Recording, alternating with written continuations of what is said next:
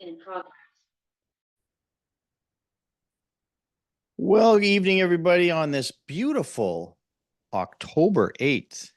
Can you believe it's Saskatchewan and it's like 25 degrees outside? It's just awesome. I live with a person, though, who is waiting for summer to end. Like, she's just like, Jeru's, this weather hates it. It's like, what's wrong with you? I'm just like loving it, lapping it up. So I don't know where you stand on that, but there's these people that like things like soup and sweaters and things like that. It's like, yeah, that's fine. It'll come. Anyway, I'm digging it. I hope you guys are too. So this is our sort of our second special guest. We had Mike Ribble on a couple weeks ago or a few weeks ago, and then you had Dean Shareski for a couple times, and you're definitely tired of him. So it's time to bring in the heavy guns. So you're very, very familiar with Dr. Alec Couros. Some of you taken. Show me a thumbs up if you've ever taken a course from Alec Couros. There's Lisa. Yeah, look at all these people. Look at all these people that know you. Good familiar faces. Yeah. He's the reason nobody has terrible emails anymore. dirtysock65 at hotmail.com. Yeah, I remember those days in 2007, the first year I taught. That was like, whoa, we may need to clean that up. Maybe he's going to talk about that today. I don't know. And if you don't know Dr. Alec Couros, well, there he is. He's like Mr. Digital Citizen Media Literacy Studies for Canada for sure. And of course, he's well respected all around the world. And I'm so privileged and blessed to know him, call him a friend. Alec and I have had the privilege we've presented in such places as, what was that place in Texas that we presented at? Can't remember Scott's little town, White Oak, Texas. Yeah. We've presented in places like Philadelphia, lots of places that we've kind of been able to have some fun together. So I'm grateful for that and learned so much from Alec. And so it was a no-brainer to say, Alec, can you come and share whatever you wanted to share? So this week we are talking about digital identity. So that's going to be Brittany and Josh are going to lead us into a bit of some discussion and conversation when Alec is done, but I just wanted to help him set the stage and share kind of whatever's new and on his mind. I'm looking forward to it. So Alec, take it away. Thanks, Dean. All that right back to you. It's great, a pleasure to be here, and great to see some familiar faces and some new faces as well. Dean, I was looking last night. I don't know. Ended up on archive.org, and I found like a really bad podcast. It wasn't a podcast. It was a recording from one of our presentations that called "The Lazy Professors." I think at IT Summit in like 2007. And Dean and I've always had this knack of sort of inviting each other into each other's classes. And of course, you had Mike Ribble. I don't know who else you're going to get in the class. But I think students appreciate it. The students that I've always talked to, instead of hearing the same person over and over again, bringing some different people in once in a while. And Dean's lucky that he's connected to a lot of experts like Mike Ribble and tons of other people that he tends to bring in classes. And Dean's definitely an expert in his field as well, and very well known. And we're very fortunate to be having him teach 832 and hopefully other classes in the near future as well. He's taught a bunch of other ones as well. In that class, in that presentation, we were talking about how we used to teach 355 and 455, the undergraduate courses. But anyway, so I'm here to talk a little bit about digital identity. I haven't done a presentation on this one for a while, so some of the stuff I was pulling from it, some of the same concepts are real. I think this will be a little bit of going back in time with some of the references that you'll see here. But I think that the points still stand up in terms of the importance of digital identity, and I think even more so that we, ultimately have to control our digital identity, consider our digital identity, especially with kids, with the students that we serve, as well as our children, as well as ourselves. To get us started, I think I will just maybe share my screen if that's possible.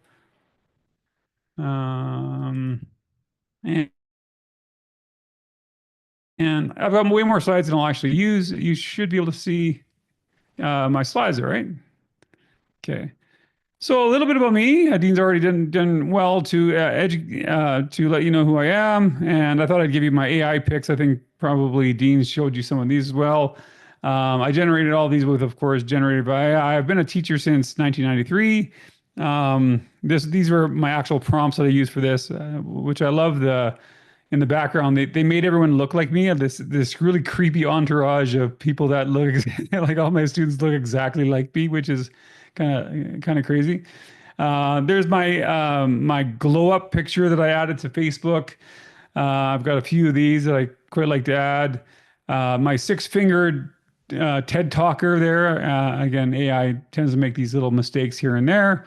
I've got a few others down the road, but I've also been very lucky to have spent a lot of time working with graduate students and them developing their digital identity and hopefully being a model for them. So you may recognize some of the people in the images here. These are just clips from YouTube videos that I've made into GIFs. And I've really just loved working with graduate students and undergraduate students over the years to talk about this, but at the same time to be proactive with developing, positive artifacts out there. And sometimes people keep them up there. That's who they are. Students tend to find them and see them, and that's okay in many cases. At least it's not some of the muddy trails that some people are leading behind that are probably not our proudest moments as well. And so something to think about for sure. And as a parent, of course, many of you are probably parents. Thinking about what we share online of our kids, and of course, I probably overshared when I was younger. I was a younger parent, but then there's some really proud things that I've shared that I feel I love. This is my, a famous bench pit photo, and I need an update on this. My kids are like way older now, but we spent every few years we go to the same bench and take a few images here and there. And there's something about, sharing this with the world that I don't know. It's, obviously having it for your own is great as well, but there's something about social media that connects you, gives other people ideas.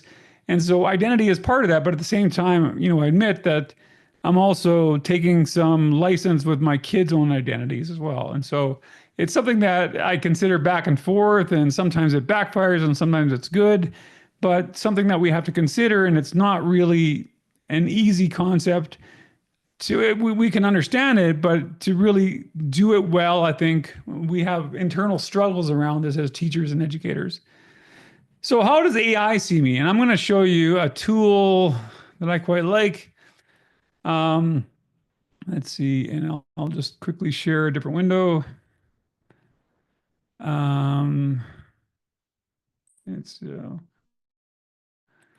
So this one I will share in the chat if you want to play around. This is a great AI tool. It's free. It's from Stanford University. I'm going to create a Wikipedia page on myself. So I'm going to type in, I'll just put Alec Couros here. And then what do I want to do? Create a Wikipedia page on Alec Couros. And of course, it does more than this. You can take any topic, but I thought it would be worthwhile taking a look at this. And so it really scours the web and takes a look at just about everything that's out there. And of course, depending on your digital footprint and the artifacts that you've left behind, the results will vary. If you have a name that's very common, you're not going to see something like that. You're not going to see all of that. But as someone who's spent, I've spent most of my life on the web. I've studied the web. I've had a lot of web pages, and again, lots of conference presentations and so on. It does take things that I've even forgot about. It is really quite intensive in terms of what it actually builds. So it's going to take a few minutes. So I think we'll come back to this. But if you feel like, it doesn't have to be necessarily, yourself if you want to look it up, but even on a topic to see what it actually builds on that, maybe a community, a town, a school, or whatever it might be. It is pretty interesting as to how much it actually, it's starting to write and draft. Let's see, maybe we can wait another minute. Will it actually take 3 minutes? Well, I'll come back. I'm just impatient. Oh, then there it is. Okay, as soon as I click off, it actually created the whole article. So let me just go back there for a second. So, it has it's a long summary, longer than anything I've seen. It's got citations. It kind of gives me a sense of who I am. Of course, I've got bios on the web, so that's certainly going to help it. but it gets into career, academic background. A lot of this stuff is going to be accurate, and I noticed I've done this a few times, and some of it ends up being not very accurate. When it gets into like things like your personal life and so on, it doesn't quite know a lot of these things. But it's rather interesting that it puts it together that quickly. And so that tells us a little bit that, there is obviously a lot of us out there that have a lot of information. But if you put in your name, you get absolutely nothing. There's nothing wrong with that either. Or if you have a common name and it ends up mixing you with someone else, there's that as well. But again, the web is a really interesting way of collecting our data, our personal data over a very long time. And so it picked up a lot of me in there, and most of it's probably accurate, but I'll take a look at it later on. Any questions on that? Anyone? Dean? Anyone? So it's all Wikipedia sort of style. That's the concept. Yeah, that's a way it'll create like a Wikipedia style. You could put any topic, but it's the whole idea that it creates a Wikipedia style. And I think they just announced that they just upgraded to the GPT 4.0, so it's better at reasoning and stuff. And it's still free, which is interesting because I'm sure it's not cheap to run with a lot of queries. It's been out just a little while, but it's a neat little tool, the way that it generates and puts together information, and it really does a great job at doing research. And so one of the other tools that you may want to look at, so you kind of get a bonus here. So how does AI see me? Obviously, if I go to Google, I've got this thing called I've got to move this up a little bit. I've got something that I didn't even actually add. It calls me an internet personality. I'm not sure if you get a title or not, Dean. Do you get a research pane of some sort when you do this? At some point, Google decided that it's going to give me some sort of identity online. And I'm an author. You're an author, okay? Yeah. So at some point, Google designates that you can get that sort of thing. Anyway, but let's go back as to where most of this started. So let's go back to the early web, and not so much, the days of GeoCities and ICQ and that sort of thing. We'll step ahead a little above that and go into more like the social web. So we're talking like 2005-ish or that so on. This is actually 2016, but obviously as things progressed, and these stats are useless. Like, most children have 1,500 images of them posted before their fifth birthday. And I mean, maybe it could be 3,000. Would it be more relevant? We do know that lots of photos are posted by lots of parents over a long time. And of course, some are very private about that, and some are, very prolific around what they put online. And then, of course, phone ownership is younger and younger. As we see, it becomes almost a rite of passage. I still recommend, around the age of 13. For a number of different reasons, that seems to be a good time. If you can wait longer than that, that's also all great as well. If you haven't seen, there's something called Gregory's iPhone contract. So if you Google that, maybe Dean could share it. But it's worthwhile. It was just a mother who, when her child turned 18, her son was named Gregory. And they basically put together some ground rules around how you might use your phone, stating that it wasn't his phone. It was just that you're just renting it or borrowing it from your parents. That if I call it, you answer. And there's some really good common sense stuff, but we often don't talk about, and we probably really should talk about when we're giving a kid something as powerful as a tool like that. And again, these stats don't mean a whole lot. They're a little old, but I don't know if that's more now or less now. I know that my own kids post a heck of a lot online. And of course, the scrolling doom of TikTok and Snapchat tend to take a lot of their time. And I don't know how the iPhone or the phone ban is going, but I hear it's a mixed bag from schools that some people saying it's a little different. Some people saying it's kind of like the way it was, but different schools take up this in different ways. But around that time, at the beginning, we kind of lost this mediation. So if you remember the days of the house phone, I remember if I wanted to call, someone that I was, as a teen who wanted to call a girlfriend, I could hear my mom on the phone, like she was on the phone. I could hear, her pick up the phone because it was the same phone. Some of you may have grown up in times of like the party line, for instance, where it was shared by like a whole community.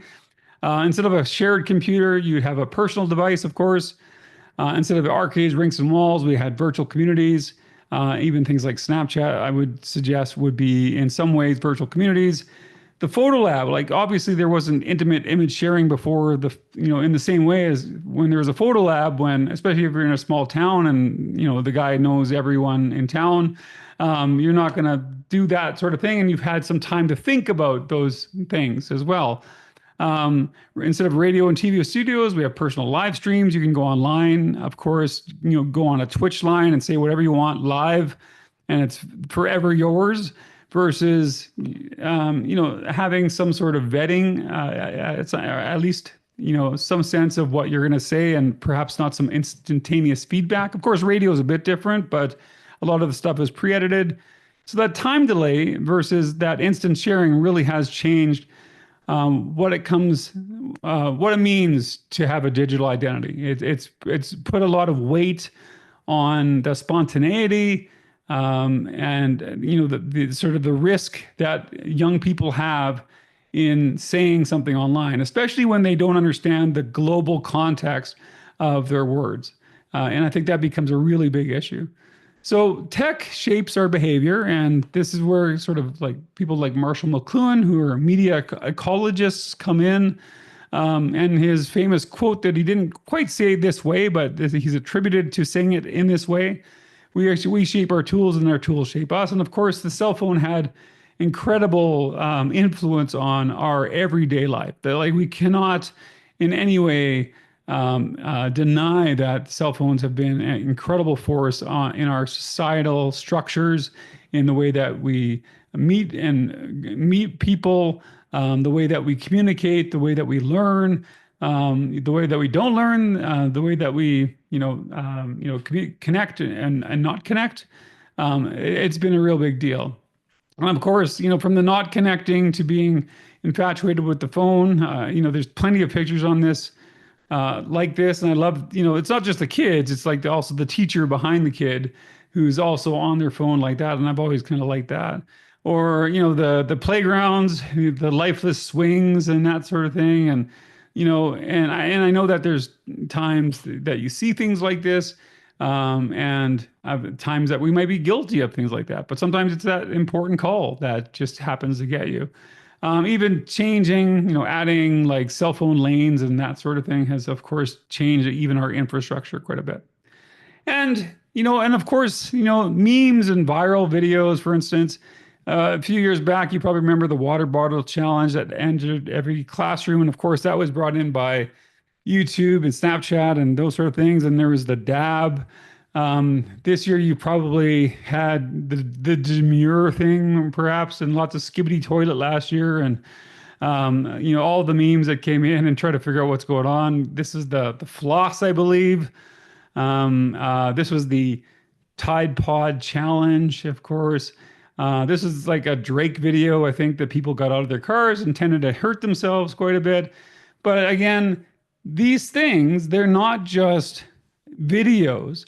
They dare you, they test you, they ask you to become part of the community. They're really these appealing pieces that allow you some connection to everyone else in the class. So they're not, memes are viral in a real way. There's actually Richard Dawkins, who's an evolutionary biologist, talks about the idea of memetics. It's actually the term meme comes from memetics, and memetics is essentially social contagion, that certain ideas spread through societies like our genes. I mean, they're basically something that spreads from person to person. So it's kind of like thought contagion. So these things are all elements of that.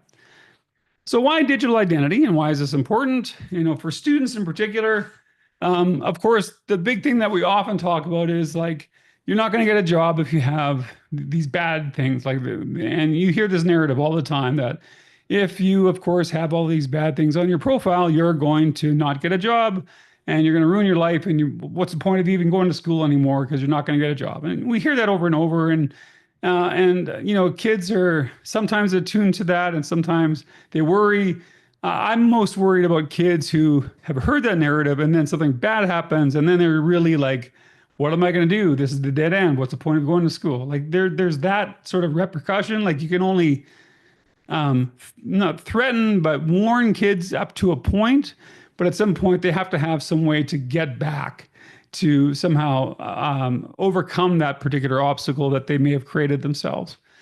So there's more and more of these things that you're seeing. And again, companies hiring candidates based on their social network profiles. Of course, these are very common. And of course, there's even schools, institutions that do this, that, if you want to have certain people in your employ or at your school, you don't necessarily want them to be a liability. So it's even less to do with one's personal values, but also your institutional values. If you bring someone in that, decides to go full Nazi online or something like that in terms of what they put online, that's not going to be good for your company. That's not going to be good for the person who you hired. Of course, beyond it not being ethical and moral and so on, it's also going to be a detriment to your own institutional identity. Oh, hey, Leo. You want to say hi? Hi. Sorry, my buddy's going to come up here. You want some gum? Here you go. I've got a gum stash on my desk. So, Fake you want gum. to say hi? Hi. Hey, Leo. All right, I better get back to teaching, buddy. I better get back to teaching. All right. Talk to you later, bud. All right. Anyway, that's Leo. So he's got some digital identity. Now he's on Zoom. Now what's going to happen? Everyone will know that he's a gum fiend. Anyway, so you see this. And of course, there's the big narrative around that, like children should be taught to build a positive online presence. And I still believe this today. I think this is really an important thing. I don't know when it happens. I don't know how it happens. I don't know which courses it happens. I don't think it should be something that's just in one course. I think certainly it should be taught, but it's something that schools together should think about, teachers together should think about, but at the same time, respecting some kids who don't want to be online at all and their parents not wanting the kids to be online at all. And of course, thinking about anonymity and how that's appropriate for, kids who might have an extensive online identity already that you don't know about, that you may not need to know about in many ways. You may know kids that have multiple accounts on Snapchat, where they have one that they share with their parents, one that they share only with their closest friends or besties or some people they trust or whatever it might be. So, and of course, then there's that whole narrative around, there was a time up until, say, 2016, where this was believable, where, there was a time where politicians couldn't do certain things and they would just not get elected. And then 2016-ish came around, and then it seems like that's just sort of gone away. Like you can now do just about anything and you still seem to be electable. And I think that's an interesting turn in society, which is not perhaps in line with what we teach about this with schools, like in terms of kids being online, being their best. And so in some ways, this other narrative that that you can do anything, say anything, this is cancel culture and so on, has in many ways made digital citizenship education more difficult, because kids now see that you can say things online that are not so great and you can still get elected or get a good job or whatever else. Or you can get, if you are a white nationalist, you can get a huge viewership on your podcast or whatever it might be. So there's lots of examples where being not so good is actually rewarded in other ways. So there's multiple ways to have digital identity, which I think is an important thing to consider when we're talking to kids about this. And of course, there's this whole thing about context collapse. The first person I ever heard say this was Dana Boyd. Dana is spelled Danah, Boyd, Dana Boyd.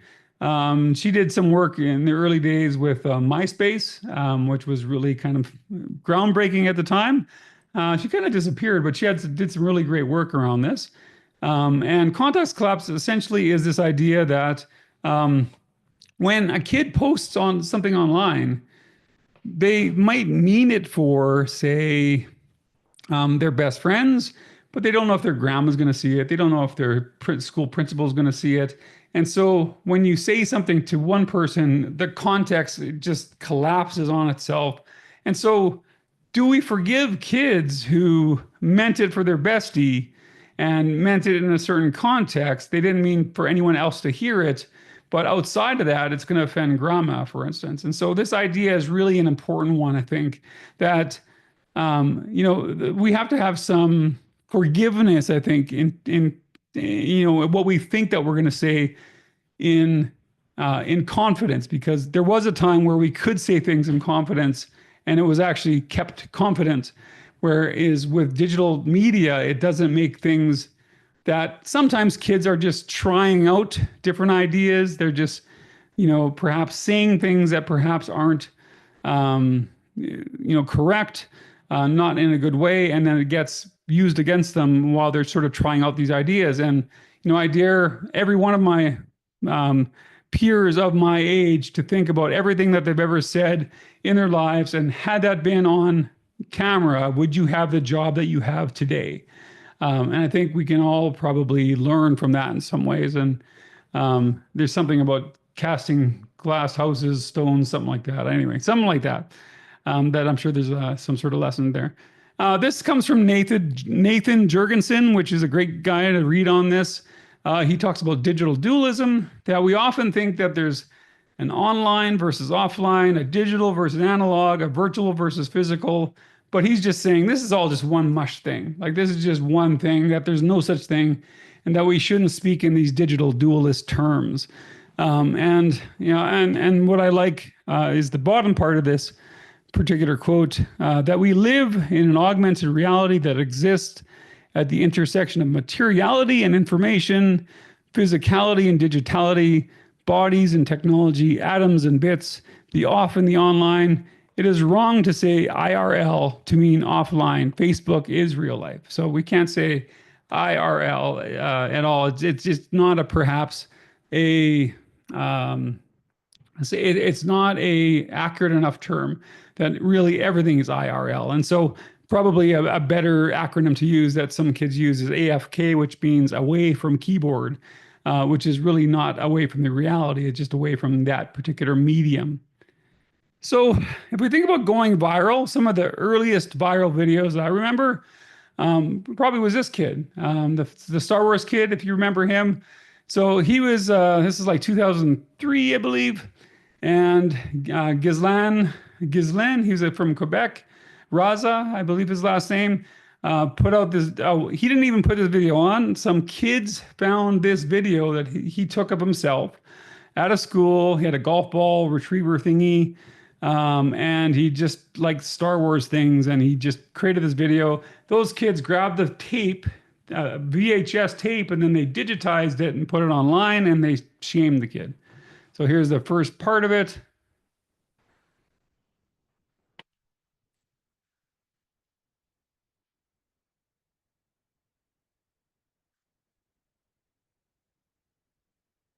All right. So, and then of course, people made all sorts of remixes of it. This is the first one that I remember.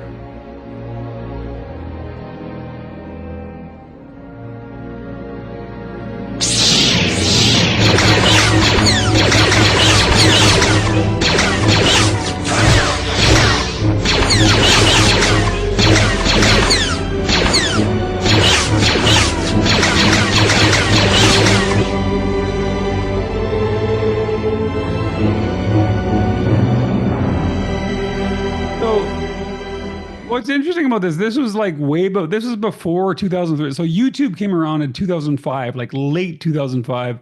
And And by 2003, this video had already been viewed 900 million times. And if you remember how we actually watched videos back then, it was like you forwarded it in email and it was this tiny little thing that you could barely see. Or there were a couple of other sites that you could kind of see video on, but really it wasn't until YouTube where you could actually share videos in an effective way. So for this to have been seen almost 1 billion times, and anyway, here's some trivia here. Anyone know the first video that was seen 1 billion times on YouTube? Anyone? Anyone? Canadian artist? Not Charlie Bit My Finger. It's a music video actually. And I think this is correct. If I still think it's correct, it's a not no not Atlanta. Yep, there we go. Justin Bieber right there. So Joshua gets whatever prize that Dean's going to give you. He's going to send you some gift certificates or something in the mail. I'm not sure what it is, but it's going to be big. Anyway, and I think Dean just shared an article of Ghislaine. As a result of his viral fame, Raza was harassed and bullied by a global audience. He spent the rest of his school year under psychiatric care and a lawsuit followed. And of course, you don't know any of this is happening. You're seeing this kid. It's like a Star Wars kid. I shared it. Like I didn't know I was partaking in a global bullying of some grade 8 kid, right? When you send it out, like you had no idea the context, but you were. You were extending this infamy to the rest of the world. And then there's things that are just like not for good for context. So the smiling selfie at Auschwitz, for instance, that's one example of something that you probably don't do within that space. There's selfies at funerals. Here's another one. Here's my friend took a selfie at a funeral and didn't realize his dead grandma was in the background. I can't breathe. Like stuff like that where it's not respectful and so on. Not great for the context. They're not the worst thing that's ever happened, but at the same time, there's an element of decorum that's probably not kept up here. And then there's examples of course, I can go on and on and on and on, and not just students, but teachers, examples of this. This is where everyone just decided to, throw this up, in terms of the sort of the Nazi Ziegel. Here in this particular case. But the one kid in the whole picture that doesn't do it, he's on the far right, I think, which is ironic, is over, he just doesn't do it. And they talked about him later, why he didn't actually do that. And he felt it was wrong, which is great to think that at least the one kid against all of this peer pressure happening didn't do that. But I'm assuming a lot of the kids right here were either ignorant or just silly, just not doing the right thing, not thinking at the time when these photos came up. So, one thing that I've thought about over the years, and some of these you probably know, there's up in the left-hand corner, there's a Numa kid, there's Charlie Bit My Finger, there's Tai Zonde. I forget what the baby one to the left one is. Then there's Justin Bieber. That's where he actually got his career, by posting videos, or his mother posting videos on YouTube. I forget some of these. Charlie Bit My Finger. Oh, sorry, David at the dentist below. But again, these are all viral videos that became a big deal. So, we kind of came to a space where we were at sort of the end of forgetting. Sorry. So move this ahead. I'm going to talk a little bit on online shaming, then I'll kind of move on here. And of course, online shaming is this other thing. This is, I forget her name. Dean might remember her name. Oh yeah, it's Justine Sacco. So I have it on the next slide. So this was a big deal, and it was covered by a couple of different stories. This is Justine Sacco. She was an ad executive. She decided to tweet this: "Going to Africa, hope I don't get AIDS. Just kidding, I'm white." Something like saying something like this. And then she jumps on a plane from I think it was London Heathrow to Cape Town, South Africa. I think that's what it was. And then while she was in the air, her career was just going downhill as thousands of people basically retweeted it, and of course got quite upset about this tweet. And then this hashtag came about, "Has Justine landed yet?" became a big thing. And you can see examples of people who are really quite, we want to make sure that this person gets fired, and we ruined her life as well. And so they even followed her to the airport. They made sure someone was at the airport, and they didn't know who this person was, but they found someone who looked like it. And there she is answering her phone. So in a way, there's this mass stalking of this person here. So John Ronson, who wrote a book, I think the book was called "So You've Been So You've Been Shamed on the Internet" or something like that. Dean might be able to find it. So you've been social media shamed or something else. Anyway, John Ronson, he writes about that particular example. Twitter took control of her life and dismantled it piece by piece. And there's a real glee in that. Obviously people say the wrong thing, and I'm not defending her saying that at all, but it was again, that context collapsed. It was probably not meant for a number of people. It wasn't right what she said, but of course, it wasn't meant to be said to the entire world. And so there's something to be said about that. And does she really deserve to lose her job, and so on beyond that? Then there's the whole sharing intimate images thing. Probably the biggest, the first tragic story we saw in Canada was, of course, Amanda Todd's story. And I've been fortunate to have connected to Carol Todd, her mother, quite a number of times to discuss this and to work with her and hear from Amanda, from Carol. But this all, it all happened when, this girl, Amanda, basically she was on a site, I think it was called Blog TV or something, where basically she was in her bedroom. A number of people essentially dared her to lift up her shirt. She did that. Someone took a screen grab and then basically used that screen grab to extort her and for more and so on. And so it was obviously not a great situation, which ended up incredibly tragically for Amanda and her family. And of course, this was one of the last videos that you saw of Amanda, who talked about her being harassed by these men on the internet. And this became, one way that we remembered her. And of course, if you haven't heard this story, it's really important to hear. And all of these years later, Carol, her mother, really pushed on. And of course, they finally got who I think, who's been now charged with his death, someone who lived, across the Atlantic. And he was sentenced. I think he ended up being extradited at some point to Canada. But, it's this lingering story that happened, all because of this, this incident in Adair and so on.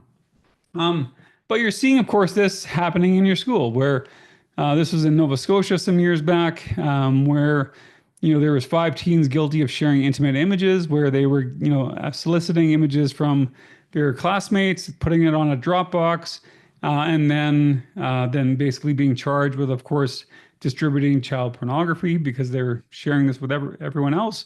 In some cases, depending on how the law looks, if you share it one-to-one, it's not necessarily child pornography, but if you share it beyond your own sharing to the person that wasn't intended, of course, depending on the ages, it can be something that's quite severe in terms of a criminal penalty.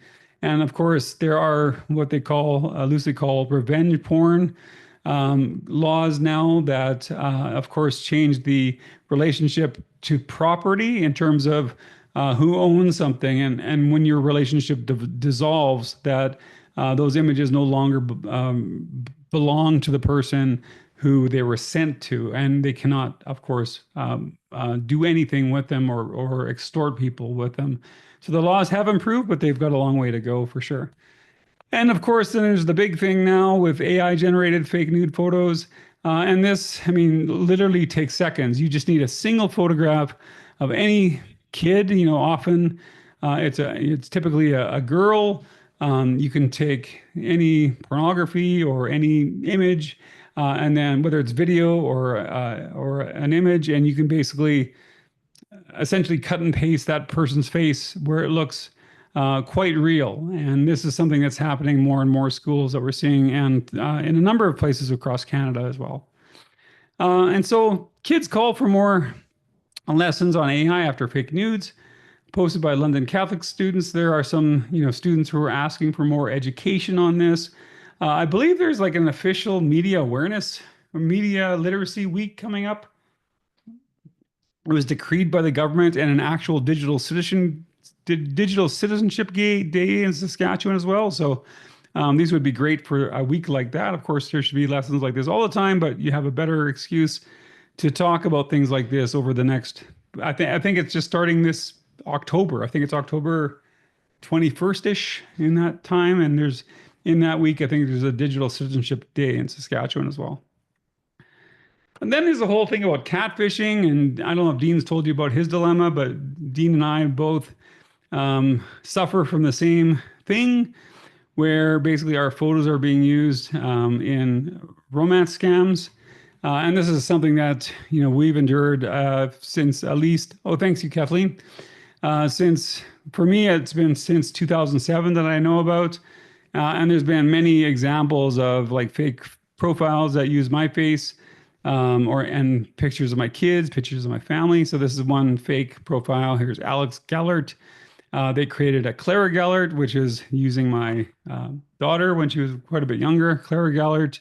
Even my mother, a real photo of her on my dad's grave. And they use these photos in conjunction with each other to really, they call the victims that they're trying to get money from. They call them as a child. They call them as a grandmother, as me. And they really do everything they can to create this trust to the point where you will send them money. And so you see this happening all the time, and they're still very effective. Of course, back then they were just doing Photoshops or using just photos that they got off you from the internet. And this continues. And I think many, many people, this is happening to them and they don't even know. And you've probably, seen a situation even online where maybe a Facebook friend on your network says, my Facebook has been hacked, but in reality, someone has basically just duped their account. So duplicated their account and tried to like friend you and ask you for money and so on. And so there's, that happens quite a bit as well. So fake, passports, some of them are really easy to tell, but still convincing to some. Fake images. This used to be my daughter on my lap, but now it's some sort of weird ghosty dog. And people, this is me and I'm working on the North Sea because I guess that's where you can't really get a hold of me. I'm a general. Here's the actual general, but that was which I found later. And of course, one of the things to know about this is, doing a reverse Google image search is really an important piece where you can take a photo that you might have seen online, do an reverse Google image search. It works a bit different now, I think, with Google Lens, but I think it still does the job. But essentially, you can often see, so in this case, you can actually see all these forum posts that talk about how that particular photo is being used in different scams and so on. So again, all part of the identity topic here. And of course, with AI, it's getting easier and easier. There's been a number of cases where you can use a technology that's very much like this, where you can just basically take anyone's image, use it almost like a puppet over your own face. And as you emote and move your head, it'll actually just move in that particular way. There is a tool called HeyGen, which just today released a number of. I've used it in the past where I translate myself. So, for instance, there's some really cool things that you can do with this HeyGen, where you could do live translation. So, for instance, if you want to hear me, if I speak in English and record it, I can now, it automatically translates me into things like Mandarin. 大家好，欢迎来到这里。今天很高兴有你在这里。首先，我想感谢大家今天抽出时间来参加这个话题的学习和讨论。真诚的希望这将是我们共同进行的许多讨论中的第一个。Γεια σας και καλώς ήρθατε όλοι. Σήμερα είναι υπέροχο να είσαι εδώ. Καταρχάς σας ευχαριστώ που αφιερώσατε. Hola y bienvenidos. Es genial tenerte aquí hoy. En primer lugar, quiero agradecerles a todos. I wasn't sure if you were able to hear that or not, but you were, yeah. So you can do various languages, but now they've even added some more features on Hey Jen, where you can basically put yourself in a different suit, different like pose, and they can create all sorts of different angles of you. And all you have to do is, if you have someone's image and voice, if you have enough of that, you can basically clone anyone. You're supposed to like click a button that says, "Is this you?" And you're supposed to say, "Yes, this is me," and it's supposed to be legit pictures of you. But of course, it's very easy to say, "Of course, this is me." So that technology exists, of course. Could you use it in real time? I'm not sure about real time, but for sure you could use it to, what you could use in real time is the Chat GBT, the new chat. If you haven't seen it, my thing right now is if I get into an Uber and I know the Uber driver speaks a different language, we'll actually chat through the phone just for proof of concept. And I almost feel like I'm a Chat GBT salesman because we always have a good. I just want to see how it works really well, and they're but kind of blown away, and I'm blown away by how well it works. But it's kind of amazing. All right. I'm going to continue on. So we're kind of at the end of forgetting, which I think is important. But even back in 1945, there's this article I found, which was called, it had a Teenage Bill of Rights. And it was really interesting because this is 1945, the right to make mistakes. And another one was the right to let childhood be forgotten. And I really thought those are really kind of interesting tools because if we're thinking down this, like you're never going to get hired if you do something stupid when you're 16, by that measure, none of us should be hired by anyone. But the difference is, of course, there's a record of us doing that. And so I think kids are in this really tough predicament that they're trying to be young and trying to be kids, and they're always going to be full of mistakes, like we are full of mistakes. And at some point, they're going to get caught up in this and, feel helpless. And I think that's a tough place to be for kids, and it's certainly a disadvantage in many ways. So there is, of course, school's role in this, putting your best self online. There's great examples of kids doing things like this was something called Sincere Compliment, where kids would use social media to compliment people in school. And I thought that was a really good project. And I saw a lot of schools replicate something like that. There is examples of like just online where you see examples of where things could really go bad. So there's a Reddit subreddit called Roast Me. There's one called Toast Me, but Roast Me is the one basically where you take a photo of yourself and you put it online. And this kid, and you're supposed to basically, people will shell out, bad things to you. And so he said, 17-year-old Russian with crippling depression, give me a reason to end it all. And, some days on the internet, that's going to happen. Like it's going to basically, you'll see something like this and you're going to see people just go out on this and people will gain some benefit from themselves doing this. But on that day, people were saying, sorry, I can't roast you. And you saw a real connection from people who actually responded to this video where it could have been really a bad situation, but the better of humanity actually kicked in, and it's lovely to see those reactions versus what could have been. And so doing this sort of thing, it's not being seen, it's not being recorded, but we want our kids to be able to do this sort of thing when no one's looking, right? That's, I think, what's really important about all of this is being able to have kids that will act in this particular way when we're not, the cameras aren't there. But I love a lot of this for sure. And of course, later on, he was able to say that he was okay. And thank you for my support. Seeing complete strangers care about my situation really warmed my heart.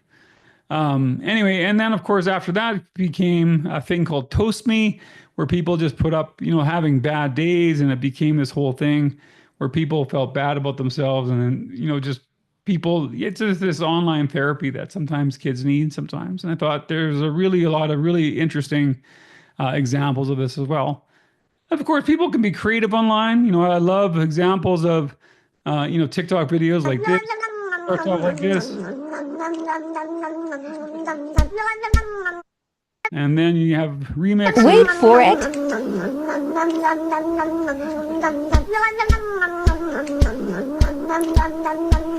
And then one day, one magic day, he passed my way. And while we spoke of many things, fools and kings, this he said to me. And I love examples of this, like, and they don't have to be like, this is my resume online, but like having a history of just doing creative things online. I think we just underestimate a lot of that. Some kids' TikTok sites are just incredible. And seeing that, like, it doesn't have to be so like, this is my resume and this is the things that I like and so on. It doesn't have to be that. It just has to be a good record of doing things in different ways. And I think that's important versus doing things like, doing the viral milk crate challenge where, people are going to get hurt. Like, I saw a lot of this for a long time where like, this is just not a good idea. Like, getting up there might've been easy, but getting down, you're not getting down in any good way here. And like, I'll probably turn it off pretty quickly, but I'll just let it go. Oh, there we go. Anyway, so it doesn't end well. So, how is schools going to help, right? Like, and I think there is something about helping kids, gain the right spaces to publish themselves. I think it's great that many teachers have great examples of blogs or they publish things online. I know that's less of a thing these days, but still there's, just having a teacher think. I know that, a superintendent that Dean and I both know quite well and who actually just wrote a really great post about Dean and how awesome Dean is Chris Kennedy from West Vancouver Schools. And he's someone that has really led the way through his blogging. Like, I think it's amazing that he shares his thoughts so eloquently and has done that for a long time. And he's a role model to a lot of teachers. And there's some really good things happening in the district. And I think partly because of that openness of a superintendent. And so, weighing between public blogs or private blogs or, places to write, I think these are really important things to do, to think about. I like this, Eric Schenniger quote, "If we don't tell our story, someone else will. And more often than not, another version will not be the one we want told." And I think that's an important quote, that if we don't put anything out there, then, it's just what kids may say about us or, things that we may not want. And I like this one as well from Alexander 2014. "When you decline to create or to curate a culture in your spaces, you're responsible for what spawns in that vacuum." And I think it's important that we do something about this space. If we see things that are happening that are toxic amongst our kids in terms of what's happening online, I think we have some responsibility and opportunity as educators to certainly help enlighten some of those particular spaces and bring some light to them. So the last thing I'll leave you with is there's Joel Westheimer, who actually just published, I think, the second version of this book. It's called What Kind of Citizen? I think it's a book that everyone should read. It has nothing to do with digital, but I think it's important that when you kind of look at what kind of citizen do you want to be in the real life, in real world, this is often reflected online. So he divides citizenship into sort of three different areas: the participatory citizen, the personally responsible citizen, and justice-oriented. So the personally responsible, I'd say, is kind of the person that, they mow their lawn, they're a good citizen, but they take care of their own stuff. The participatory one maybe would be one that, does charity drives and does a lot of fundraising and is really great in their community. And that's a way of being a citizen as well. But the justice-oriented person would be someone that, of course, looks at the deeper and roots of those causes. And it's like this idea: personally responsible, positive digital identity, donates online to favorite causes, signs online positions, sharing inoffensive articles from verified sources. Then there's participatory, shares or share, develops and or shares petitions, a little bit more activist here. And it comes down to this babies in the river parable. And if you've taken a class with Mark Spooner, he might have talked about this with you.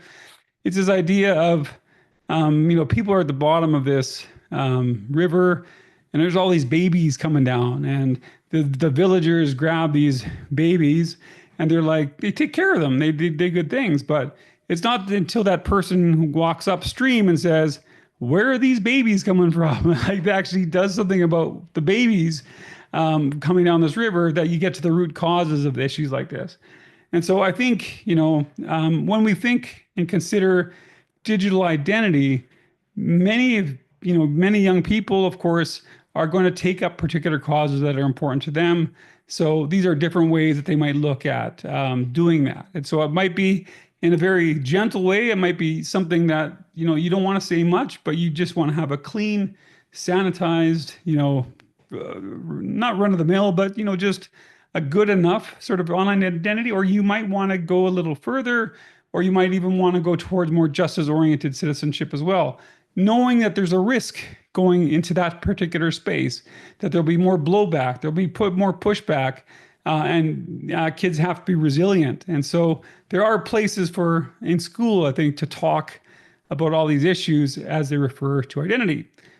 And I think the last quote I'll give you here is, digital citizenship, which is, of course, I think digital identity isn't just about recognizing and dealing with online hazards. It's about building safe spaces and communities, understanding how to manage personal information, and about being internet savvy, especially using your online presence, which I think is your identity, to grow and shape your world in a safe, creative way, and inspiring others to do the same. So I don't even know if digital Zen is still a thing anymore, but I really love this quote anyway. So I talk and talk and talk, but anyway, the whole hour went by there, Dean. Nice. Yeah. That was lots of good stuff. It's funny as you're sharing so many of those things, and they're concepts that you and I and probably other people in this room have been thinking about and talking about for, 20 some years. And yet they're still like, I don't know where, like they're not clear cut things, right? Like the whole idea of how much people want to share, how much they don't want to share. I mean, certainly always a personal thing. I get very worried when I hear people trying to draw definitive lines in the sand, and because I can always find examples of that, contradict. And so I guess it always comes down to somewhat personal choice, but I think there's all, you raise so many things that, like, oh yeah, we hadn't considered that, and impacts that go beyond our little world. Like even your own self, like I think you kind of went and ebbed and flowed in terms of what you shared and what you've said about things online. I've noticed over I'm not saying growth, there's change over time, and I've done the same thing where some things I would have said 5 years ago, maybe I don't say as much anymore. You kind of change with your context and so on, and the way that I use tools, the way that I use networks and connect, and what I share as changes, but it seems to be appropriate to the time or to the context or to what's happening also in the world. So I'm less likely to, tell my students to go out in certain spaces anymore, like Twitter, than I was, 10 years ago. And just because that whole area has changed too. So there is an ebb and flow, but not knowing what's out there, like, just say, let's all go out and have a good time on the internet. It's not going to be good for everyone. And I might have a better time on the internet than some other people who might be targeted, right? And it's important that we don't all have the same experience online.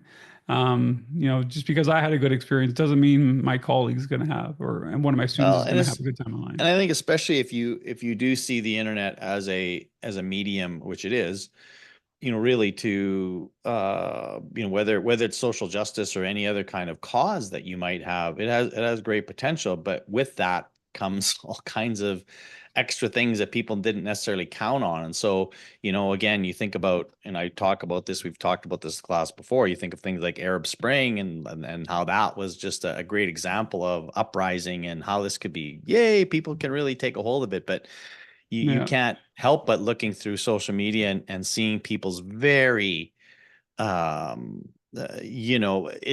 not even just that it's bias, it's heavily biased, but it's also like, to what degree is this actually a bot, or like there's just a question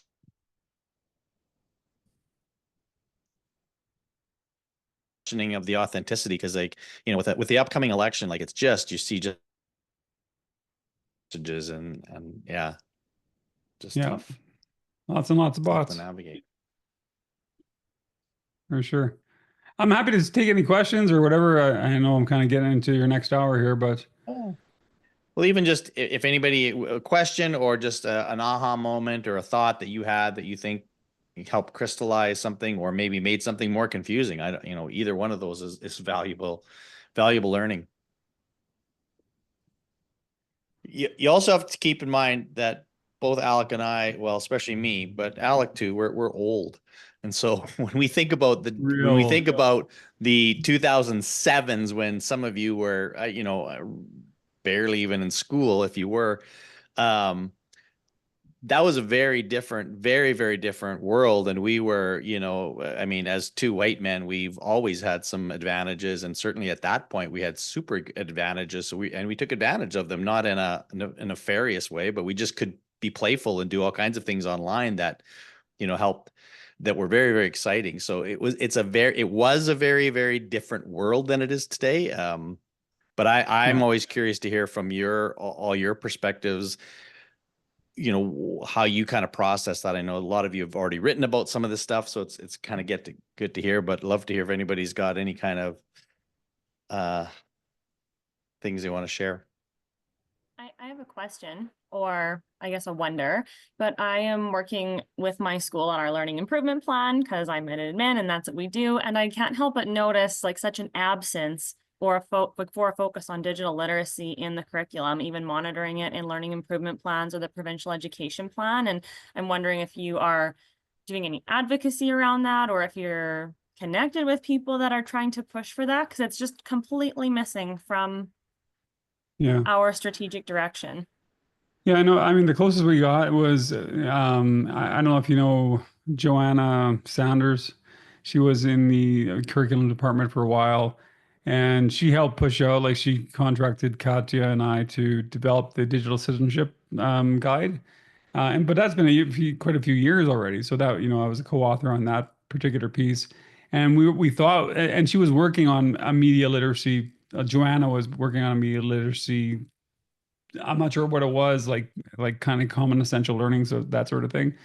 And they just never let it go out. Like it just never happened. And we don't know why exactly, other than sort of laziness or complacency, but it is something that really, really needs to happen. Like I don't think you're complete as an educated person if you don't have more emphasis on what's happening. And part of it is like, oh, teachers will just do it, but teachers aren't there either. Like they're not. They need something that will help them. Of course, in service them, that will provide, because they can't be online all the time to know everything as well. You can't be experts. Like we don't expect someone to teach French who's never been, or whoever who doesn't know the language. So I think it's really important that we, provide some services. So advocacy to a point. But what I would say, though, in my experience, Miranda, is that there are no real provincial ministries that are doing anything. Like British Columbia, I would argue, is probably the best in terms of providing some supports. Even at that, though, in the end, it comes down to leadership at the local district level. So your director and superintendent, the degree to which they think it's valuable, like Alec mentioned Chris Kennedy, and he's gonna be here in a month, and he's one who just says like, yeah, this is a thing, this is important, so he provides support and resources. And there's others that are like that, but that to me is my experience. So if you have if it's not a priority at the division level, then it's hit and miss. And so you have teachers like yourself that see the value and importance, are going to try to figure out a way, but unfortunately you're a bit of a lone ranger and trying to sometimes make that happen, right? And you're trying to figure out and to Alec's point, people need guidelines. You need some frameworks. Like what are sort of a baseline understanding that every child should have some, knowledge or understanding of these things. That's a question that I think is really important to answer. I do think you're going to see a bit of a leapfrog here, like where they kind of missed this whole thing, but AI is going to have to be a thing. I'm speaking to directors like crazy across the country, and they all want to talk about AI, and superintendents, trustees, everyone needs to know this, because this is also jobs and the future of learning. Like, everything is implicated by this, so they can't ignore this next wave. So I think that's where it Right. might happen. And it's a lot easier for those that have had that conversation already. They're able to sort of, move ahead. Whereas what Alec is saying, that those people, the one that they're going to need sort of a double support, because not only have to wrap their head around AI, they also have to build in that digital media literacy citizenship piece as well. Thank you. That helps. And it's just I'm curious to see like what kind of where we're headed, or if you're hearing of other divisions that are really progressive. And I think you nailed it though, Dean. It's like resources and support. I can't, we can't just say this is important without providing the time and the space for networking and learning and PD, because our plates are already so full. Well, and you all are the anomaly, because you're taking this grad class. What percentage of teachers are taking classes like this and devoting the time? And again, I'm not saying that critically, because listen, teachers just like you guys, especially those of you that have families, like, I just think you guys are kind of rock stars and just like doing it all. And it's hard work. So any teacher needs that support. So yeah. All right. Hey, Alec, thanks for your time. And listen, they all know where to find you if they want to follow up anything. And Alec is, I know he's never at the university. He told me that, so he's not there, but you can find him still. And not that you guys are all there either, but there he is. What was happening? Thanks for that money you sent me for this Oh, presentation. that's a little PayPal action there for Yeah, you. thanks Comes for right that. in. Appreciate right. it. Yeah, every time I Thanks, do a Alec. presentation for Dean, he always sends me like a little sky envelope of money of some sort. So anyway, thanks Fake everyone. It money. was great talking to you. Bye. See you, Alec. All right. So, up to bat in just a moment is Josh and Brittany. Are you guys okay if we take like a 3-minute stretch water break, and then about 8:15, I'll pass it over to you two? All right, let's do that. 8:15. Be back.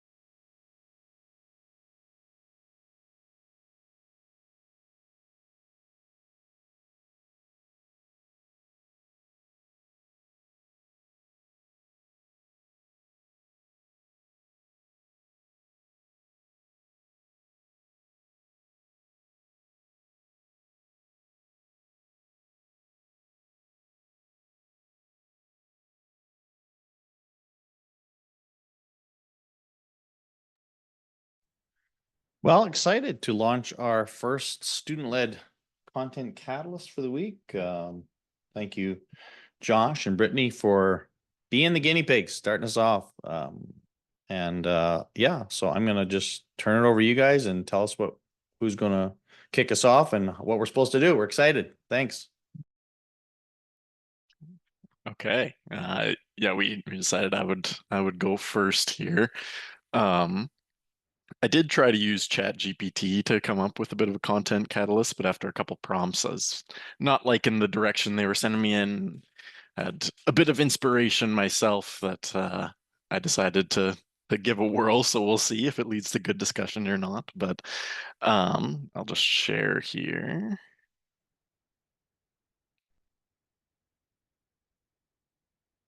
Okay, so the plan is to break the class into two groups here to discuss the pros and cons of two different hypothetical scenarios. So we're going to do a bit of a thought experiment here.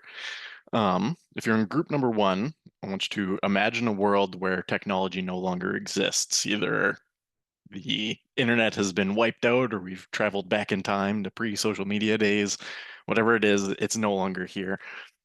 So what are the pros and cons for identity development in this scenario?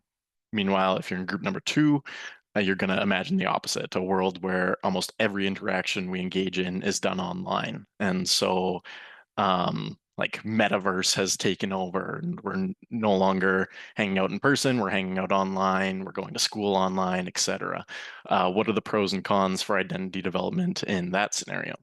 And then once the group discussion is finished, we'll bring everybody back and discuss openly as a group. And then there's going to be one follow-up question that I'll provide afterwards. But Dean, if you could break everybody into I two gave groups. you, Oh, I okay. gave Do I have you, it? I don't know if you're comfortable doing it, go ahead. If Yeah. not, I can do it for you. So I think it's just breakout Awesome. rooms. You make two rooms and away we go. I gave Yep. you co-host abilities too, Brittany, so you should have access to all the keys. Perfect. Okay. Yeah, so if you're group one, the internet no longer exists. If you're group two, basically only the internet exists.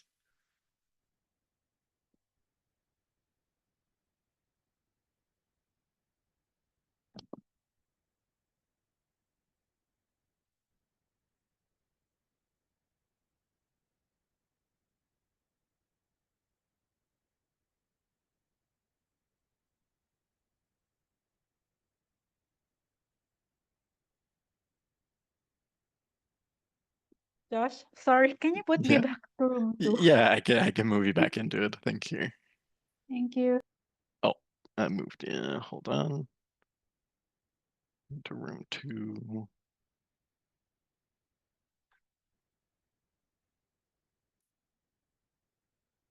There we go.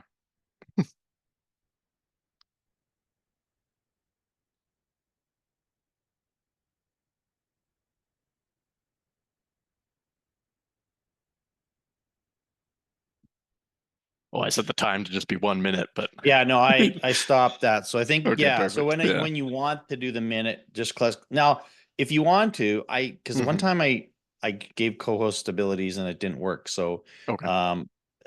if you are wanting to hop in and out of rooms, do you want to just try and just make sure you can come Yeah, back sure. here? Go ahead and Yeah. try and then we're good.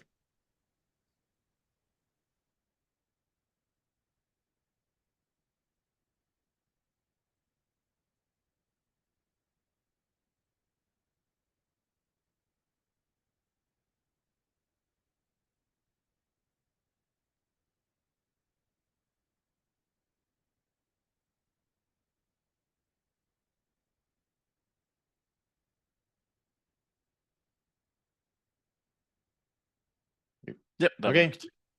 I'm gonna hop around a bit. Okay, sounds good.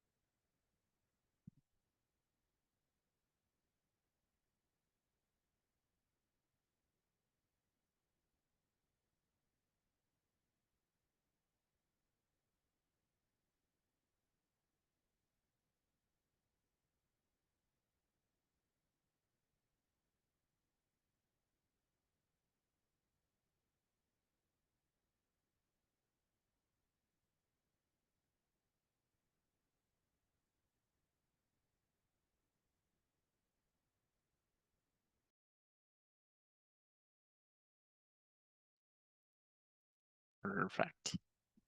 Well, I hope that went well. Hope you got some good conversations out of it.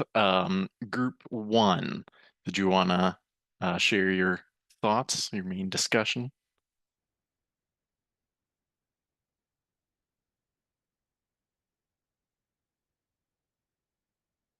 Okay, yeah.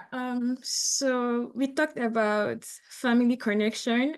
So like a world without technology would actually strengthen the family bond because there will be like that presence, physical presence that we actually need, like the traditional way, you get it.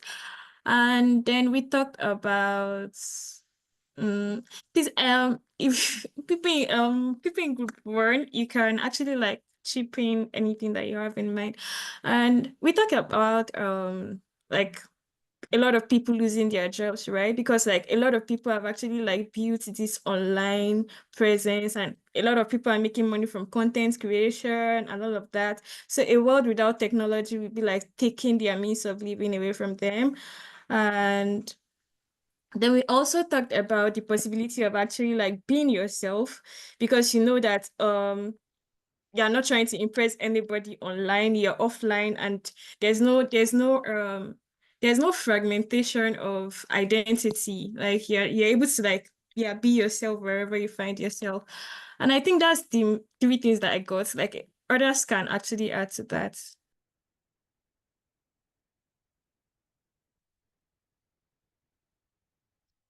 Perfect. Anybody else from group 1? Cool. And I group want, 2? can Oh, go ahead. Dustin had the start of a really, he had 7 seconds to try to say something interesting. So I wondered if he wanted to just elaborate, because I was curious to hear where he was going to go with. Oh, you're muted, Dustin. I think it'd be more tribal society than like a globalized society. So, and building off what was kind of said, like I think you would have stronger individuals because you kind of have to find yourself. You don't have the influences as readily available. So my thinking was that it was going to be kind of more tribal based. So my region would be pretty small, but there'd be that strength in that. And thinking about like, job loss, Alex. So if you're a social media influencer, you have got to find a new job. But without technology, you don't have things doing it for you anymore. So everything becomes a job. And so kind of like that. So that's where I was going. I wanted to just add to that a little bit, because I think there's a real, when we think about how the difference between sort of local versus global, the fact that today most of us know way more about what's happening in the US election than we do in our local municipal elections. And the reason that that's the case is largely attributed to the loss of local newspapers, where people let you know what was happening. And of course, when it's local, those are things that I actually can do something about. Like I can talk to a counselor. I can ask about why, this is being built or this isn't being done. Whereas like, there's nothing I could do about the US election. And yet that's the nature of technology, has made us way more aware of global things, which in some cases I suppose is good. But you think about how much time we spend thinking about things like Israel and Palestine, Ukraine and Russia, and yet there's stuff going on in our backyards that we either don't even know about or aren't thinking about. So I think that's a real thing to think about and ponder how we can reverse that a little bit. And Thank I wanted to add one more thing. I mean, like connecting with people all over the world, people that you have actually like been in contact with for a very long time, it would be really difficult without technology, because now like social media has made it very easy. Even though you have not spoken for 10 years, I mean, you can just easily reconnect and, you know, all that stuff. But with the lack of technology, that wouldn't be possible.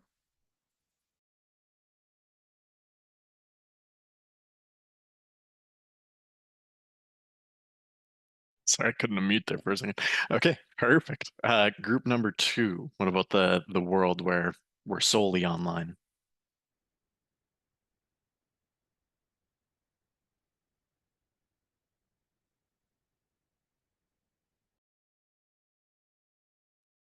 I don't know if we elect someone to speak, but I'll jump in here. I think I was self-told or directed, but so when we talked about everything online, I think that in terms of just being live, like everything is live, you're like always connected. So in that sense, like whether you're at home or whether you're at school or whether you're driving, like you're always a sense of connection with that. And so with the positive side of that, like information is always up to date. You always know where things are. There's a very level of connection with people that extends borders in every way. So yeah, there's like such a way of fast efficiency of information and connection in that sense. Some of maybe the downsides or cons of that is I think the alienation of not having that becomes like a huge disparity. So like those that are not up to date or not online or not like being involved with that, there's so much more of a gap there. And as well, just I think yeah, there was we talked this part about regulation of like where is all the data coming from? Who do you trust? What information do you trust? Um, is it like sheep? Is everybody just following what everybody else does, or is it all these norms that you follow, or is it more so critical thinking that's being developed, or is that kind of a place of more just you kind of go with the flow? So those are a couple of our thoughts that we had. But if anybody else from the group wants to jump in there, feel free.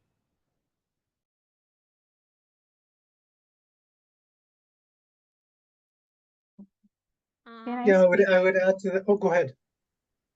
Oh, sorry. I was just gonna add that, was it Taylor? Yeah, Taylor brought up like a Black Mirror episode where everything you're doing, like people can give you thumbs up or thumbs down in real time, and how, I don't know, it just made her think about what it would be like if we were all online all the time. It's like that instant feedback of yes or no, and how that would affect people. Yeah, it was almost like social currency. And then and if anyone's interested, you should watch the episode because it's really good. And then people that had a certain amount of thumbs up, thumbs down got certain privileges, and people that had a low threshold had to do certain jobs or certain consequences, and it really became something that people valued. Even on like this character has like a one-off day and gets a bunch of bad ratings, but is typically a normally really kind, generous person. And it's crazy how bad the day goes because of how it starts. Can I add something? Yeah.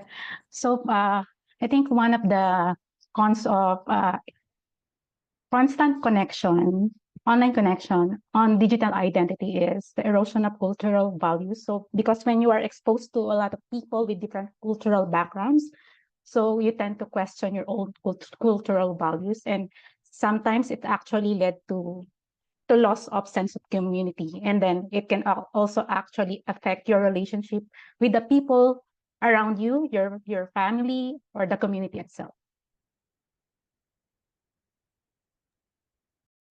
Thank you.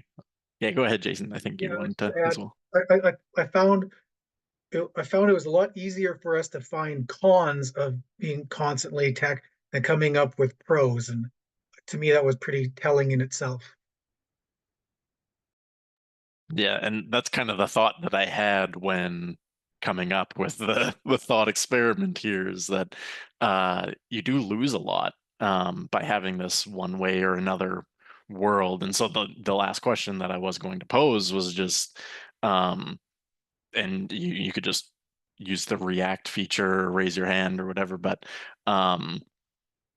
does everybody sort of agree that the way we have things now is the best for developing one's own identity, or was it better back in the past, or is it potentially better in the future, right?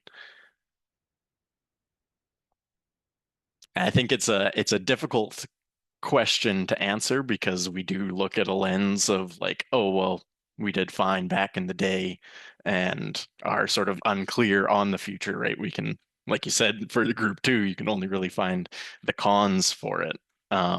One little note that I did want to share of cons for that world where technology no longer exists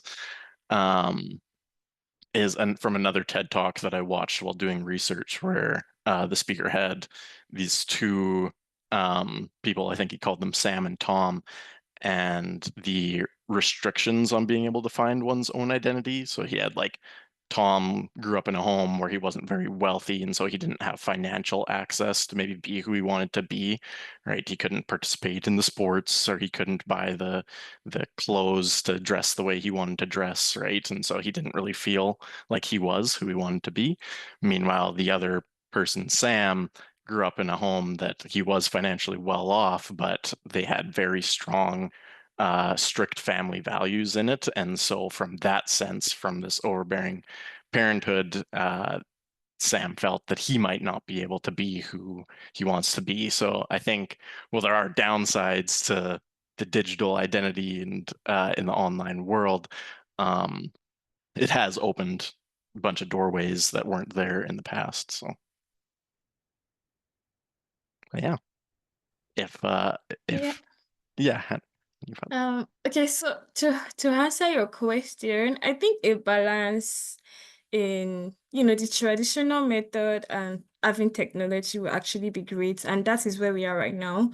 Because I mean, personality differs. To avoid a lot of people being pressured to actually fit into a particular world, whereas they belong to, the other world, then we should have a balance so that everybody can, thrive. Yeah. Yeah, I think when Alec was talking about digital dualism there, it instantly clicked with what I was about to do with this content catalyst, because I was like, there is sort of this thought that there's a line when really there isn't. Like, you can develop a different personality online than offline, but it's still, in the end, all encompasses into who you are, right?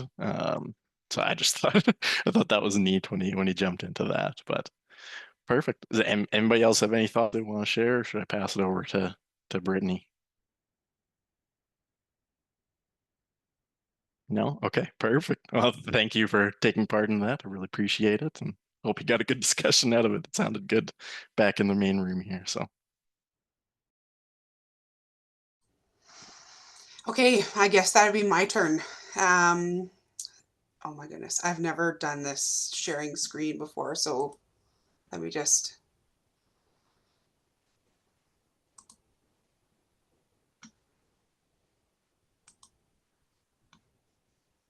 Oh no, that's not what I want.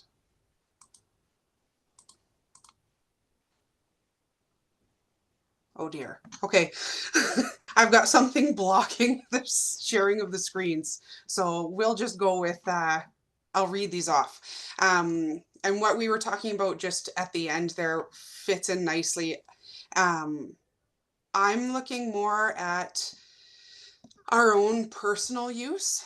I was thinking, right, we talked about what students are doing and how they develop things. And I teach A30 and B30 mostly, and B30, one of the units is the search for self. So this idea of identity is one that we talk about a lot. So my questions, and I'll send you off into groups. We'll see how many you get through. Do you Can you feel, copy and paste them into the chat maybe? Is that easy Yeah. enough to do? Maybe do that, just so we have them, because it sounds like we need them.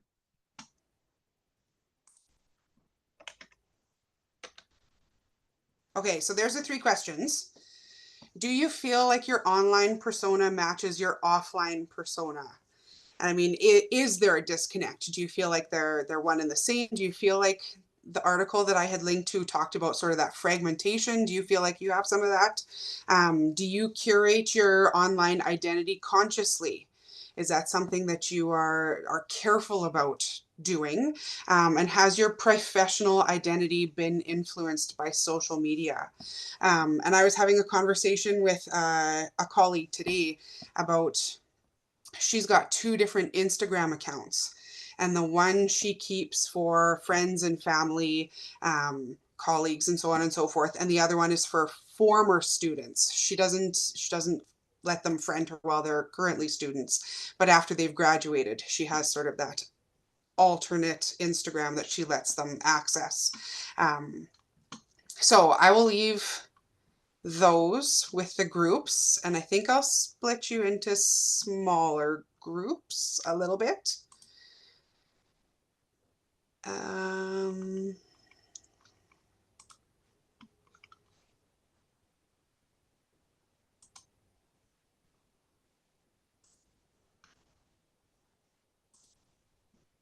There we go. Okay.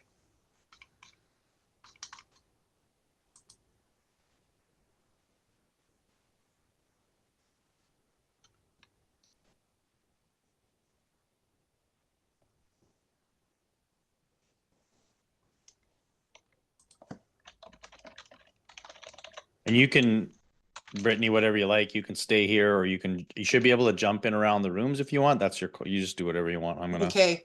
How do you I'm gonna- change the time that the breakout rooms are? You just, when you're done, click close all rooms, and that'll just give them 1-minute warning. Oh, okay.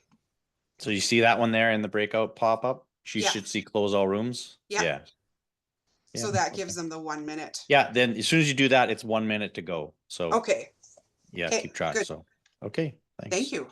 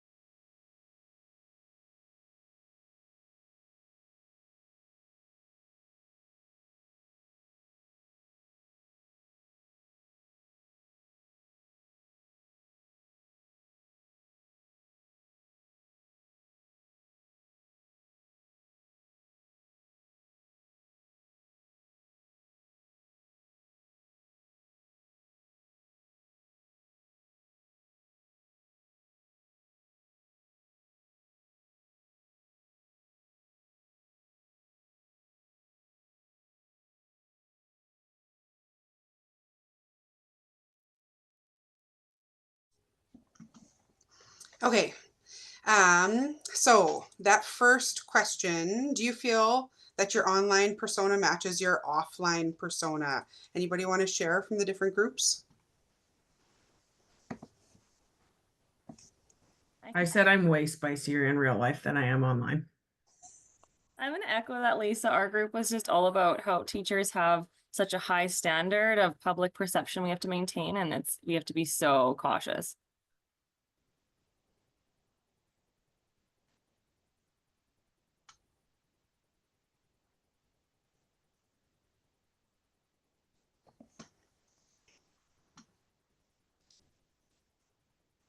Anybody else for that first one? I was gonna say there's a couple of us who just aren't on social media right now, so that was an easy one. But when I was, it was pretty similar. But yeah, less spicy online. Hey, I missed the jumping back in for some reason. My headset, the audio wasn't coming through, but assuming, yeah, we're talking about that first question there. I had just mentioned that at first I thought like, yes, they were vastly different, my personality between online and offline, but then you giving this prompt gave me the chance to actually think about it. And I find myself to be more of a quiet, reserved person out in public spaces. I need to know people more before I start to dive in. But since I don't really post that much on social media, I feel like that actually is sort of a reflection of who I am as well, because I don't feel the need to post to these other friends of friends, right? Facebook friends, as the term is. And so it was a good reflection there for a second. So that second one, I guess if people aren't on social media, that was probably another easy one as well. Do you curate your online identity consciously? Do you put a lot of thought into what is going into all of these different profiles and sites and whatnot? I think it really depends on the context. And actually going back to the first one, again, it really depends on the context, because when I'm out in the public sphere, just in my role, I would be very cautious. But on my Snapchat, I was just trying to think broader. Like I was thinking just Facebook for a moment, but now thinking broader on Snapchat, like with my personal groups, it is spicy. So I think it depends on the platform and the context. So I don't answer your question at all. Yeah, and I think going back to the first one, for me, I think I prefer to actually communicate with people online, because I mean, like, you're not seeing me and I get to actually like talk freely. But when I see people around me, then I don't know, I just go into my shell and I'm very, very reserved. So I think those two things are actually different for me.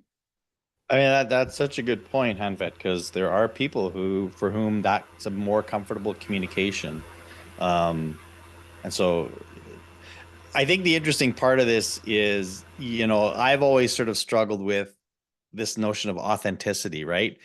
And listen, no one is purely authentic. And as Miranda pointed out, there are spicy conversations that you have with your friends and family that you would never have outside of that. And so that doesn't make you inauthentic because you're not sharing that. I think when I worry about as inauthentic is, sort of saying one thing and living in a different way, right? Like that's where it goes like, okay, that's not the type of person that you are. So I think that's when I found it. Or I've met people in a face-to-face setting who are,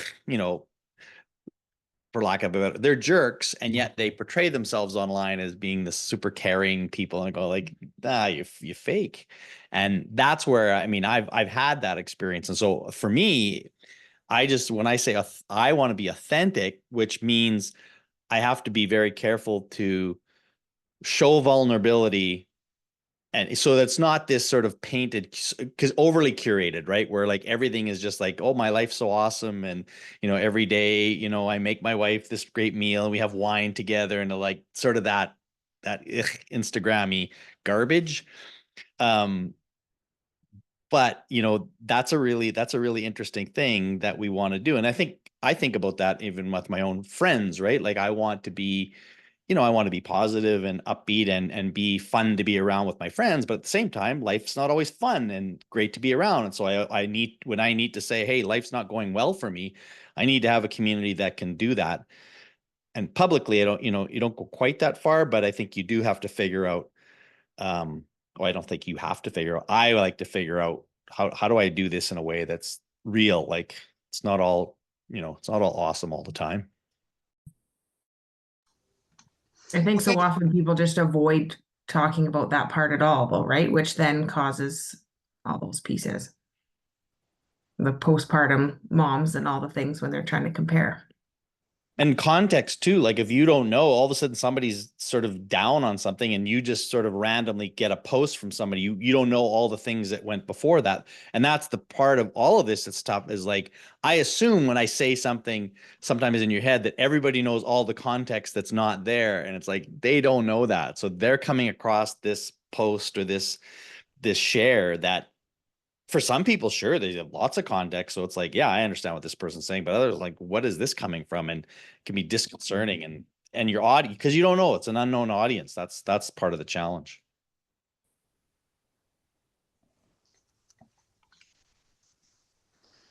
I think that third one has kind of been answered as we're talking about the other two. The how's your professional identity been influenced by social media? I did have just a last. Why do people present these different identities online? How do these develop over time? But again, like I think you guys have kind of started to touch on that. Any last thoughts?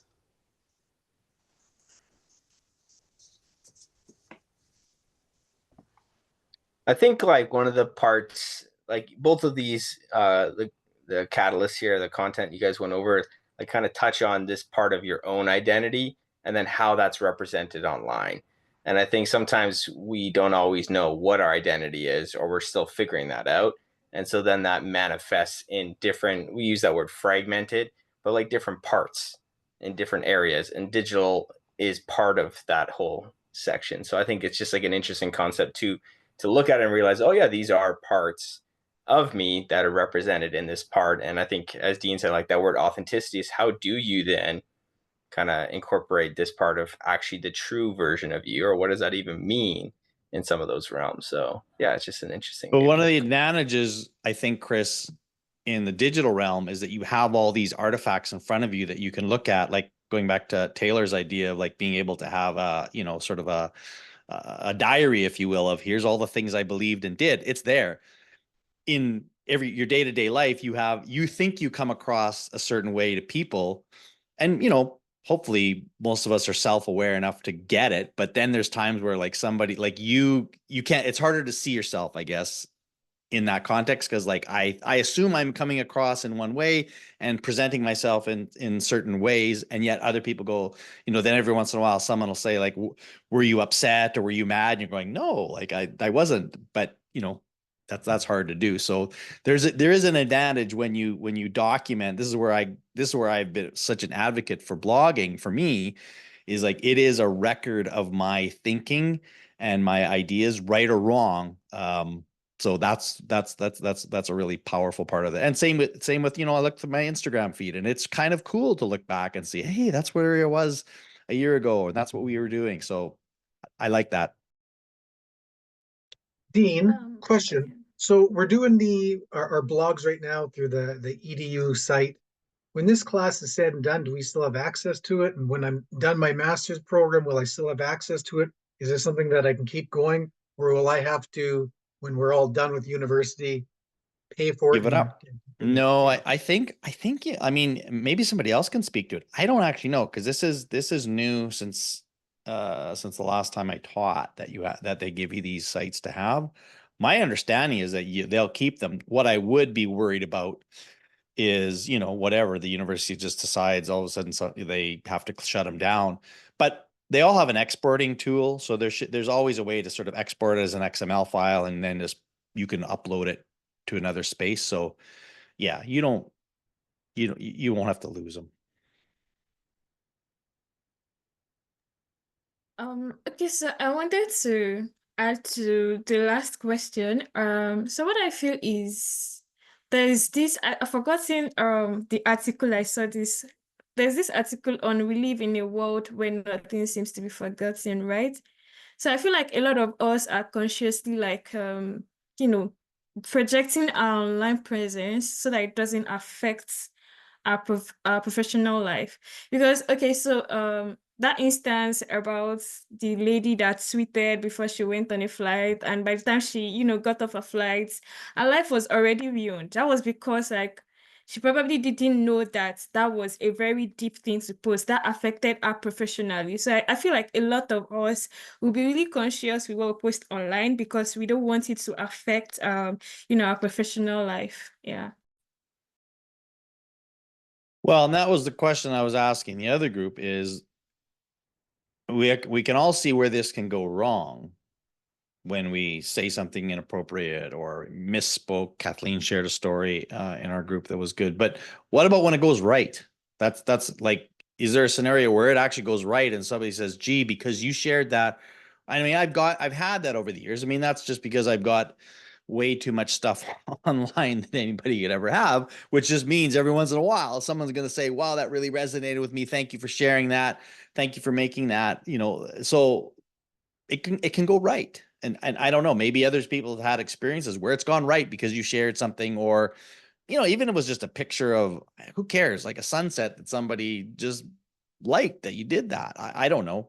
Maybe I'm curious to know if it's gone right for you professionally or personally because you've shared. Lisa. Personally, years ago we had a miscarriage and we had just started telling people that we were expecting, and then we shared on there that we had lost it. So it went right in a way that we found our own little community of people who had the same thing happen, but it also went right in the sense that every time we went uptown, somebody wasn't saying congratulations, or it just avoided a few conversations I was maybe not ready to have. But also then now I have this little group of friends that we were all going through the same thing at the same time that I wouldn't have found otherwise. Nice.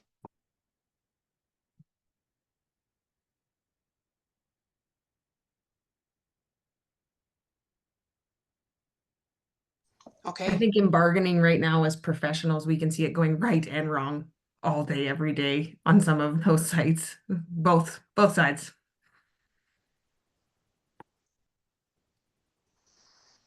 I think I'm done. So Okay. thank you very much. Well, let me just say thank you both again to Josh and Brittany. This was great. I think you gave us all kind of a nice little model for the rest of the folks to live on. And again, you know, use your creativity and I think again, I encourage you to be selfish in this. In other words, you have the conversations you want to have. What questions do you want to explore and ask? So, you know, take that perspective.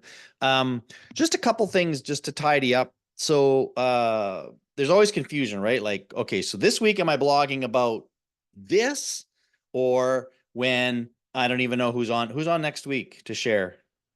Jenny and just Jenny? I think we're on the week after next week. Right, Is that's there right. class? Nobody's on Okay. next week. Okay. Correct. But so you're on whatever that you and who is it just you? No. No, Miranda Yo, and Miranda? Alicia, Ali. Yeah, she's not here anyway. Yeah. Yeah. Okay, so this gives you time to you know, you can focus about this, and you guys don't have to share that until I think next Tuesday. So there'll be kind of a gap here. But I'm just thinking, it doesn't matter to me. Like, again, it also depends on when you're wanting to post. Like, there may be times where you want to reflect on this session. Maybe there's something you would like to build upon. Go for that. Or if the next week's content is posted, you might want to dive into that. It doesn't really matter. I think you have to decide what you're most engaged in and want to explore. So that's not a problem. So don't feel like there's any defined commitment. I mean, we have lots of fodder and things for you to write about. So I hope there's no shortage of that, and I don't think there is. So with that, hey, yeah. I was just saying, these breaks didn't exist when I went to, like, how can we just started? How can you have a week off? But whatever. Hey, it's fine. It's cool. I'll be in Omaha, Nebraska next Tuesday anyway. So it's probably just easiest for me not to have to do that. Although I'll be in various places over the next 6 weeks. So anyway, that was great. Thanks, Alec. He's gone already, but again, thank you, Brittany and Josh, and everyone. Have a great rest of the week. Have a good little rest. Use it, and we'll convene again in 2 weeks. See you, everybody.